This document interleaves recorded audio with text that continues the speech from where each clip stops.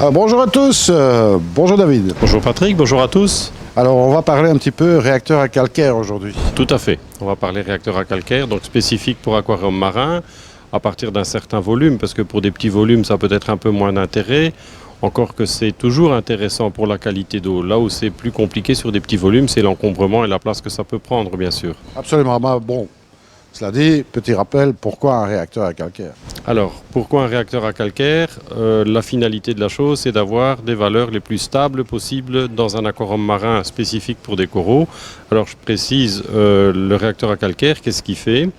Il rajoute du calcium, des carbonates, donc du magnésium. En fait, tous les sels minéraux, quelque part, qui se retrouvent dans les squelettes de coraux, lui, il les ajoute de manière automatique. Alors, pour ce faire, comment ça marche? Techniquement, on injecte du gaz carbonique dans un récipient, qu'on va voir ensemble après. Et c'est dans ce récipient, le fait d'injecter du gaz carbonique, on arrive avec un pH qui est évidemment bas. Et c'est ce pH bas qui va faire que le granulat qu'on met dans le réacteur est dissous. Et lorsqu'il est dissous, il produit à nouveau ce qu'on a besoin, c'est-à-dire des carbonates, le KH, le calcium, le magnésium. Ça, c'est pour les trois éléments principaux. Et ce sont aussi trois éléments qui sont capitaux pour les coraux durs spécialement, ainsi que les algues calcaires, c'est-à-dire ces algues qui viennent colorer les pierres vivantes. Et le fait de rajouter ça de manière automatique comme ça et de manière régulière, on va le voir là, ça se fait par l'intermédiaire d'une pompe doseuse, ça permet d'avoir des valeurs qui sont très stables. Et ça, c'est le facteur numéro 1 pour un bac marin, c'est d'avoir des paramètres qui sont stables. Au plus on arrive à avoir une qualité d'eau qui est stable et régulière, au meilleur se porte l'aquarium et surtout les coraux. Alors ici, on va vous montrer évidemment un modèle adulte, on va dire. Puisque, pour un plus gros volume, oui. Par contre, ça existe évidemment pour différents volumes d'aquarium. Oui, bien sûr. Ça, on pourra éventuellement inviter les gens qui veulent se faire une petite idée d'aller sur le site où ils vont pouvoir voir évidemment les différents modèles. C'est ça, un petit peu adapté en fonction du volume. Oui, absolument. Oui. On va jeter un petit coup d'œil de plus près sur cet appareil. On y va. Alors voilà, ici on voit l'appareil tel qu'il est présenté maintenant dans le magasin. Donc il s'agit évidemment d'un modèle d'Astaco. Le modèle qu'on voit ici à l'image de mémoire, il fait l'affaire jusqu'à un volume d'eau de 1500 litres. Donc comme je disais tout à l'heure, il existe pour différents volumes. Alors si on commence en haut, on a donc la partie, je dirais, régulation. Donc ça ressemble un peu à une multiprise si on veut. Sur cette multiprise, on a les différents appareils qui viennent être branchés. On a la pompe doseuse bien entendu. On a l'électrovanne pour la partie injection de CO2. C'est-à-dire que c'est cette barre-là qui va venir réguler. On va voir plus loin comment. L'apport et donc la fermeture du CO2 et la pompe qui fait la circulation également sur le réacteur même. Le but étant pour cette pompe, bien entendu, de bien répartir la charge de CO2, puisque là, on arrive après dans les chambres de réaction. Donc on a d'abord la barre de contrôle sur laquelle on vient brancher les trois appareils dont on vient de parler. Ensuite, on a les capteurs. Il y a capteur de lumière et il y a également capteur pour la partie, le flotteur qui vient là, donc indiquer au système si l'électrovanne CO2 doit être ouverte ou fermée. Donc ça, c'est pour la partie régulation. Deux réglages possibles sur cette régulation. Une où on voit alcalinité et CA. Donc ça, c'est évidemment la puissance sur laquelle on veut le régler. Ça part de 0 à 10. Ça, c'est vraiment quelque chose qui est à adapter en fonction du volume d'eau de l'aquarium et évidemment de la quantité de coraux durs et donc de consommation qu'on a dans l'aquarium. Ici, on est sur un aquarium qui est d'à peu près de 450 litres en l'occurrence, et on l'utilise donc sur une position 2 parce qu'il est assez chargé en coraux durs. Et la deuxième petite molette de réglage qu'on voit là, Ventings Day, donc c'est en fait un système, c'est en fait quelque chose qui permet le dégazage, c'est-à-dire qu'il y a du gaz qui est maintenu tout le temps en permanence dans le système. Le nombre de dégazages par jour permet d'évacuer le gaz parce que malgré tout, une fois par jour minimum, voire deux, ça c'est aussi lié à la quantité de CO2 et donc à la puissance de l'appareil, on évacue le gaz restant pour n'utiliser à chaque fois que du gaz CO2 frais. Donc ça c'est le but des ventilations par jour.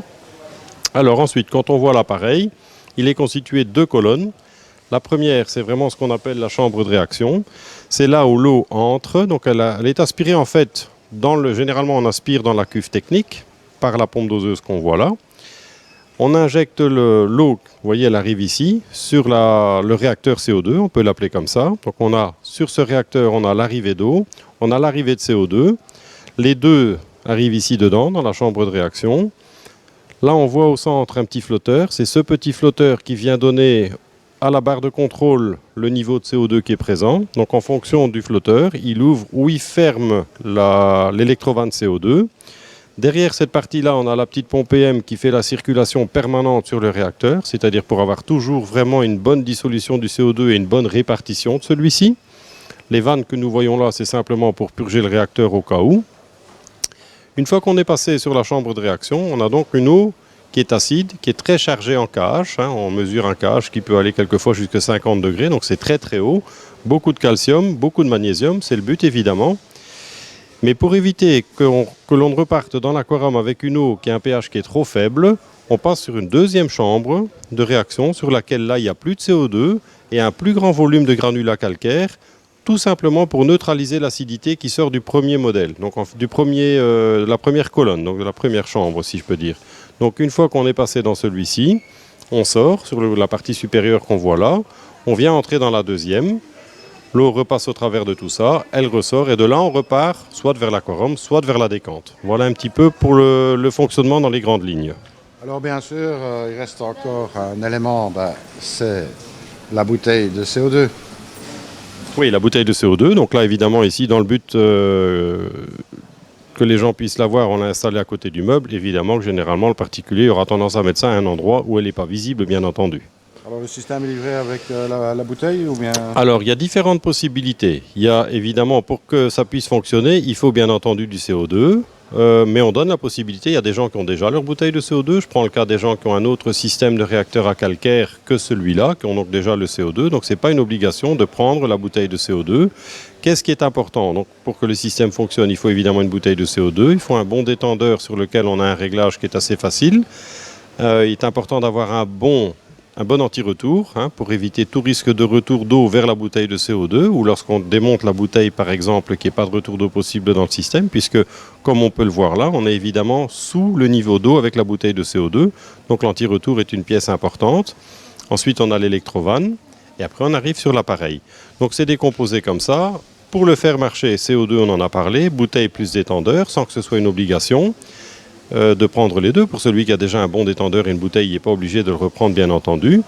Après, qu'est-ce qu'il faut pour le faire fonctionner? Il faut bien entendu le réacteur, qui est composé donc des deux colonnes qu'on a pu voir là. Il faut la pompe doseuse et il faut la partie contrôleur.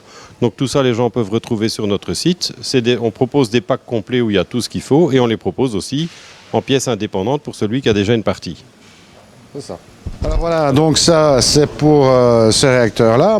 Ce réacteur-là, il a quelques avantages. Oui, il y a quelques avantages par rapport aux autres réacteurs qui sont présents sur le marché maintenant. Il est, je dirais, pour ainsi dire, tout à fait autonome et automatique. C'est-à-dire qu'il gère lui-même l'apport de CO2. Il ouvre ou il ferme l'électrovanne. Donc ça c'est le côté, apport de CO2.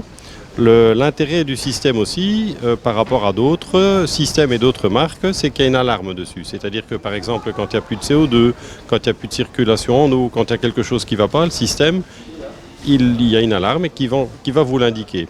Par rapport au réacteur classique, qui ne dispose pas de ça, celui qui n'a plus de CO2 et qui ne regarde pas tous les jours, le jour où il n'y en a plus, ça peut durer une semaine avant qu'il le voit.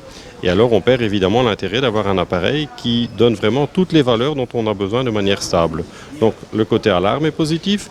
Après, au niveau maintenance dessus, qu'est-ce qu'il y a? Il y a extrêmement peu de maintenance. Recharger en granulat, ce n'est pas quelque chose qui doit être fait non plus de manière très régulière.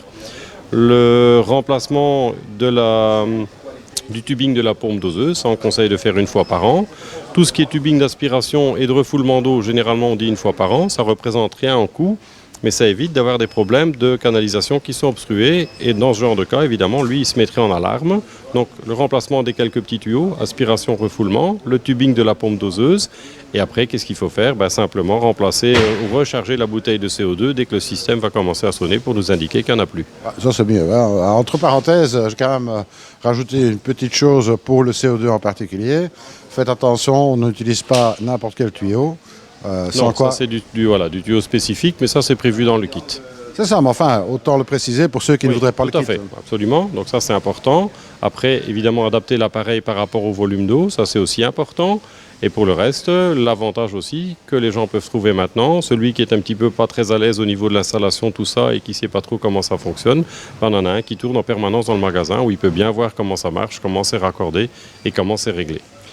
D'ailleurs, on pourra même voir les paramètres, hein, puisqu'il y a un Aquatronica qui est branché Voilà, dessus, on a- où on peut voir tous les paramètres en fait. Tout à fait. Donc on a sur le même bac, on a installé un Aquatronica où les gens peuvent voir effectivement toutes les valeurs avec le même but final, c'est aussi de montrer aux gens comment ça marche, quels sont les intérêts et comment ça peut être éventuellement installé et programmé.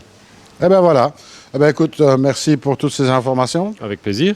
Et puis nous, on se revoit très bientôt. En attendant, ben, surtout, ne soyez pas sages. Salut à tous. Au revoir.